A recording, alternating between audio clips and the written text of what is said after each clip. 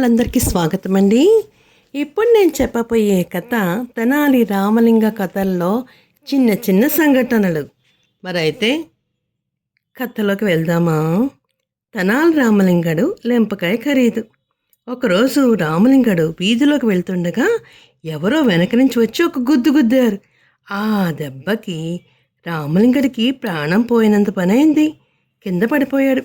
ఆ దారిలోనే వెళ్తున్న వాళ్ళు రామలింగని లేపి ఆయన కొట్టిన వాడిని పట్టుకున్నారు.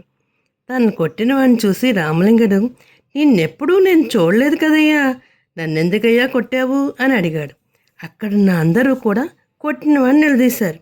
వెంటనే అతడు కంగారు పడుతూ, అయ్యా తమరనుకోలేదండి, నా సాహసగాడు వెనక నుంచి వస్తే మీలాగే ఉంటాడు అని వాడు అనుకుని తమాషాగా కొట్టానంతే అన్నాడు.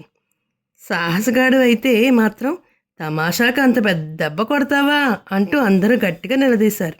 అంతటితో ఆగకుండా అతన్ని మంత్రిగారి దగ్గర తీసుకెళ్లి జరిగిందంతా వివరించారు.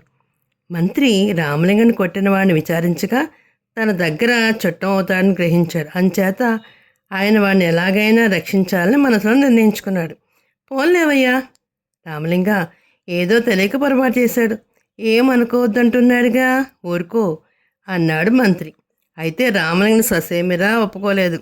సరే, అతడికి ₹1 జరిమానా అన్న విధిస్తానని చెప్పాడు మంత్రి. ఆ కొట్టినవాడు తన దగ్గర రూపాయి కూడా లేదని చెబుతూనే సందు చూసుకుని పారిపోయాడు. ఇదంతా చూసిన రామలింగడికి ఒళ్ళు మండిపోయింది.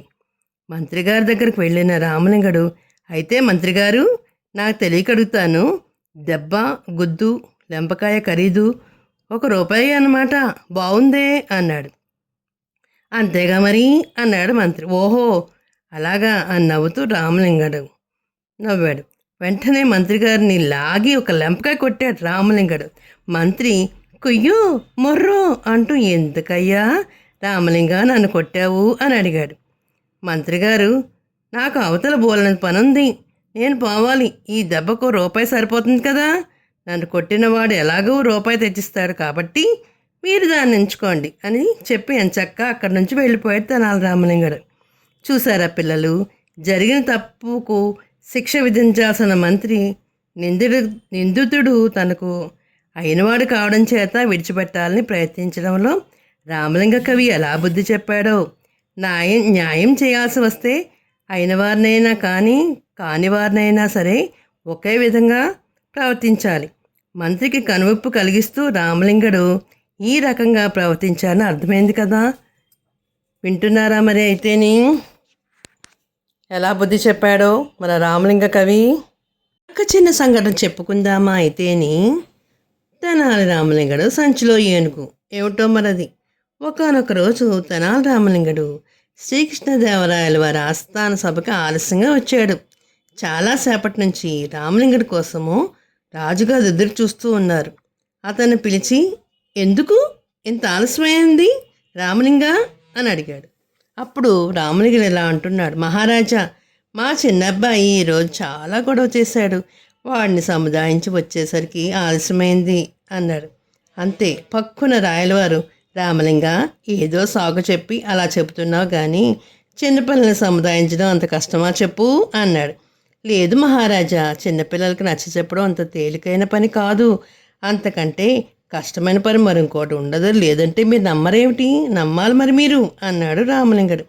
అయినా సరే నువ్వు చెప్పేదాన్ని నేను ఒప్పుకోవటం లేదు అన్నాడు రాయలవారు. నిజం ప్రభు, చిన్నపిల్లలకి అది కావాలి ఇది కావాలని ఏడిపిస్తారు, ఇవ్వకపోతే ఏడుపు లంకించుకుంటారు, కొట్టినా తిట్టినా శోకాలు పెడుతూనే ఉంటారు, వీటన్నిటికీ వేగడం చాలా కష్టం, వాళ్ళ ఏడుపును మానిపించడం చెప్పలేనంత కష్టం సుమండి అని వివరించి చెప్పాడు. రామలింగడు రాజును పరిగెత్తించేశాడు. మహారాజు దీనికి ఏమాత్రం ఒప్పుకోలేదు. పైగా రామలింగడు కోతలు కోస్తున్నాడని అవమానించాడు. ఎంతసేపు చెప్పినా రాజు ఒప్పుకోకపోయేసరికి, సరే మహారాజా, కొంతసేపు నేను చిన్నపిల్లాడిగాను మీరు తండ్రిగాను నడుద్దామా, పిల్లల శ్రేష్టలు ఎలా ఉంటాయో మీకు చూపిస్తాను అన్నాడు. దీనికి సరే అన్నారు రాయలవారు. అంతే, ఇక మారం చేయడం మొదలుపెట్టాడు రామలింగడు. మిఠాయి కావాలని అడిగాడు. ఓస్ ఇంతే కదా అనుకుంటూ రాజు మిఠాయి తెప్పించాడు. కొంచెం తిన్నాక బజారుకు పోదామని గోల చేశాడు. రామలింగడు సరే అని బజారుకి వెళ్ళగానే వీధిలో అటు ఇటు పరిగెత్తాడు. తన వెంట రాజును పరిగెత్తించాడు. రంగురంగుల సంచిని చూపించి కొనివ్వమని రాజుని అడిగాడు. సరే అన్న రాజు ఆ సంచిని కూడా కొనిచ్చాడు. మరి కొంతసేపు దూరం పోయిన తర్వాత ఒక ఏనుగు కనిపించింది. అంతే. వెంటనే ఆ ఏనుగును కావాలని సతాయించాడు రామలింగడు. చేసేది లేక ఆ ఏనుగును కూడా కొన్నాడు రాజు. అంతే. ఆ ఏనుగుని రంగురంగుల సంచిలో పెట్టమని మారం చేశాడు. సంచిలో ఏనుగు ఎలా పడుతుంది రామలింగ? మరొకటి ఏదైనా అడుగు అన్నాడు రాయలవారు. వీల్లేదు, సంచిలోనే ఏనుగుని పెట్టాలి, ఇంకేం వద్దు అన్నాడు. భీష్మించు కూర్చున్నాడు రాముడు. అంతే. కొంచెం సేపటికి విసిగిపోయిన శ్రీకృష్ణదేవరాయలు తాను ఓడిపోయానని ఒప్పుకున్నాడు. రామలింగడు నవ్వుకుంటూ అక్కడి నుంచి బయలుదేరాడు. మరి పిల్లలు, మరి పిల్లలు చేసే పేచీలు ఎలా ఉంటాయనేది రామలింగడు రాయలవారికి చక్కగా చెప్పి వివరించాడు. ఇలా ఇలా ఉంటాయి పేచీలు, వాటిని తట్టుకోవడం పెద్దవాళ్ళకి కష్టమని, వాళ్ళ పేచీలు తీర్చలేమని ఇలాగ చేశాడన్నమాట. మరొక చిన్న సంఘటన ఏమిటంటే రామలింగని యుక్తి. చలికాలంలో ఒక రోజున రాయలవారికి అనుకోకుండా ఒక చిలిపి ఆలోచన వచ్చింది. వెంటనే ఆయన దాన్ని అమలుపరిచాడు. శీతాకాలం కదా, ఇప్పుడు గడగడ వడికించే ఈ చలిలో మెడలోతు నీళ్ళలో మునిగి రాత్రంతా ఎవరైతే జాగరణ చేస్తారో వాళ్ళకి 10 వరహాలు బహుమతిస్తాను అని చాటింపేయించారు రాయలవారు. ఆ వార్త విన్నాడు ఒక పేదవాడు. ఒక్క రాత్రి ఓర్చుకుంటే 10,000 వరహాలు వస్తాయి కదా, పొలంలో పంట పెట్టుకోవడానికి, పంట చేసుకోవడానికి ఈ ఏడాది కావాల్సిన పెట్టుబడి వస్తుంది అనుకుని వాడు సమకూర్చి నగరానికి నడిచి వెళ్ళిపోయాడు. నిండు సభలో వాడు రాజుగారిని కలిసి తాను పందెంలో పాల్గొంటానని చెప్పాడు. ఆ సరికే రాజోద్యోగులు, నగర పౌరులు, పురోహితులు అనేక మంది ఆ పనికి పూనుకున్నామని వచ్చారు. అంత చల్లటి నీళ్ళలో రాత్రంతా గడపడం వాళ్ళెవ్వరికీ చేత కాలేదు. అందరూ మధ్యలోనే విరమించుకుని ఉన్నారు. అందుకని సభలో ఉన్న పండితులు ఆ పేద రైతుని చూసి ఎగతాళిగా నవ్వారు. రాయలవారు కూడా నవ్వుతూ, ఇంత బక్క చిక్కిన నవ్వేమిటి, గడగడ వణికించే ఈ చలిలో అది నీళ్ళలో మునిగి జాగరణ చేయడం ఏమిటి అని నిరాశపరిచారు. కానీ రైతుకు పేదరికంలో ఉన్నాడు. అతనికి డబ్బు అవసరము. కష్టమైన సుఖమైన ఆపనే చేయాలని అనుకున్నాడు. పట్టుదలతో అతను దృఢ సంకల్పం చేసుకున్నాడు. ఎవరు వేయమన్నా తనని పట్టు వీడలేదు. నీళ్ళల్లో ఉంటానని అన్నాడు. అనటమే కాదు, రక్తాన్ని గడ్డ కట్టించే ఆ చలిలో రాత్రంతా మెడలోతు నీళ్లలో మునిగి నిలబడ్డాడు. అనుకున్న పని పూర్తి చేసి తెల్లవారుతుండగా తడి బట్టలతో రాజప్రసాదానికి వచ్చాడు. రాయలవారు అతన్ని ఒక గదిలో కూర్చోబెట్టమని చెప్పి తన సహచరులతో చర్చించారు. ఈ రైతు చెబుతున్నది నిజమా, వాస్తవమేనా? రాత్రంతా చలిలో చీకట్లో మెడలో నీళ్ళలో మునిగి ఉన్నాడా, నిజంగానా అడిగారు వాళ్ళని. అక్కడ ఉన్న పండితులందరికీ రైతు నిజంగానే మాట దక్కించుకున్నాడని తెలుసు. అయినా తమకు కావలసిన ఖ్యాతి ఎవరో అనామకుడికి దక్కడం వాళ్ళకి ఇష్టం లేదు. వాళ్ళు రాయలవారితో, ఇందులో ఏదో మోసం ఉంది మహారాజా అన్నారు. రాయలవారి చెరువు కాపలాగా ఉంచిన బొట్టడొకని పిలిపించి అడిగారు వాడు పండితుల ఆంతర్యాన్ని అర్థం చేసుకుని, చెరువు ఒడ్డునే తమను అంతఃపురం ఉన్నది కదా మహారాజా, నిన్న అంతఃపురంలో ఒక కాగడా వెలుగుతూ ఉంది. ఆ కాగడా నుండి వెలుగుపడ్డ వెచ్చదనం చెరువు నిండా పరుచుకునుంది. ఆ వేడిని గ్రహిస్తూ రాత్రంతా గడిపాడు ఆ రైతు. లేకపోతే ఇంత చలిని తట్టుకునేంత శక్తి ఎక్కడది ఈ బక్క ప్రాణికి అన్నాడు. ఆ చెప్పుడు మాటలు విన్నారు రాయలవారు. వెంటనే ఏమీ ఆలోచించకుండా రైతుకి వచ్చిన బహుమానాన్ని రద్దు చేశారు.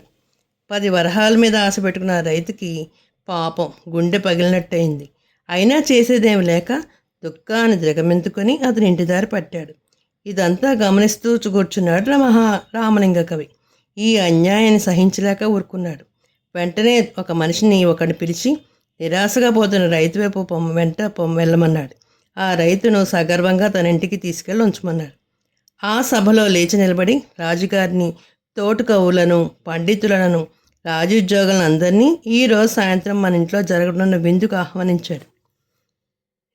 ఇంటి తోటలో విందు. ఆ విందులో ఏమేం వంటకాలు ఉండబోతున్నాయో ముందుగానే అందరికీ నోరు ఊరేటట్లు వివరించాడు. రామలింగడు రమ్మంటమేమిటి, తాము వెళ్ళకపోవడం ఏంటని అందరూ ఆ రోజు సాయంత్రం పరగడపతోటి విందుకు హాజరైపోయారు. ఎక్కువ మెక్కి తినేద్దామని సిద్ధంగా వచ్చారు. రాయలవారు కూడా వచ్చారు. వికటకవి ఇంటి ముందు విందు ఎలా ఉంటుందో చూద్దామని రామలింగడు అందరినీ తోటంతా తిప్పుతూ కాలక్షేపం చేశాడు. తిప్పేస్తూ వచ్చిన వాళ్లకు వచ్చిన పచ్చి మంచినీళ్ళు కూడా ఇవ్వలేదు. రాత్రి బాగా చీకటి పడింది. అందరికీ కడుపులో మాడుతున్నాయి.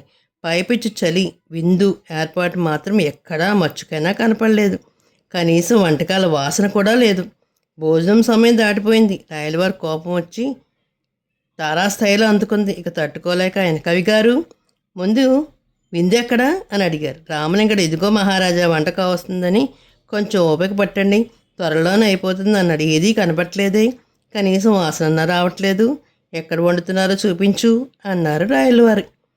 రామలింగడు తోటలోనే ఒక మూలకు తీసుకెళ్ళాడు. అందరినీ, చూడండి మహారాజా, పైన చెట్టు తీగతో గంగాళాన్ని కట్టి పెట్టాను, కింద కొవ్వొత్తిని ఒకదాన్ని వెలిగించి పెట్టాను. చూడండి, ఈ వేడికి ఎసరు కాగడమే తరువాయి. ఒకసారి ఎసరు కాగిందంటే బియ్యం ఉడికినట్టే, ఇట్టే ఉడికిపోతుంది అన్నాడు రామలింగడు తాపిక. అయ్యో రామలింగ, నీకేమైనా బుద్ధుందా? ఇప్పటికీ వేడి తగలేది. ఎప్పటికి వేడి తగులుతుంది? ఎప్పుడు ఎసరు కాగుతుంది? ఎప్పుడు అన్నం ఉడుకుతుంది? ఇక ఎప్పుడు విందు ఆరగిస్తాము? మాతోటే పరాచకాలు ఆడుతున్నారా? మమ్మల్ని అంతగా అవమానపరుస్తావా? ఈసారి నీకు దండం తప్పదు అని గట్టిగా అన్నారు రాయలవారు. అప్పుడు రామలింగడు, క్షమించండి మహారాజా, కొలంలో మునిగి ఉన్న మనిషి కోటలో ఎక్కడో ఉన్న కాగడా చలికి కాచుకున్నప్పుడు ఇంత దగ్గరగా ఉన్న కొవ్వొత్తి వేడికి అన్నం ఉడకూడదంటారా? ఏలినవారు మన్నించాలి అన్నాడు. రామలింగని మాటలకు ఆంతర్యాన్ని గ్రహించిన రాయలవారు సిగ్గుపడ్డారు. తన మెడలోని ముత్యాలహారంతో రామలింగ కవిని మెడను అలంకరించారు. నా మెడ ఏలినవారి ముత్యాలహారపు బరువుకు సంతోషంగా వంగిపోతున్నది. మరి ఆ పేదవాడి కడుపుకు తమరే రక్షణ కల్పించాలి అని రైతును రాయలవారి ముందు నిలిపించాడు రామలింగడు. రాయలవారు నవ్వి సభకులకు హర్షధ్వానాల మధ్య పందెం గెలిచినందుకు 10,000 వరహాలు, అపరాధ క్షమాపణగా 100 వరహాలు బహుకరించి రైతును సత్కరించారు. రామలింగ కవిని పొగడుతూ రైతులు సంతోషంగా ఇంటికి వెళ్ళిపోయాడు. తెలుగువారి దీపకాంతికి లైక్ చేసి, షేర్ చేసి, సబ్స్క్రైబ్ చేసి, కామెంట్ రూపంలో పెట్టండి. మరి అందరికీ సాయిరాం.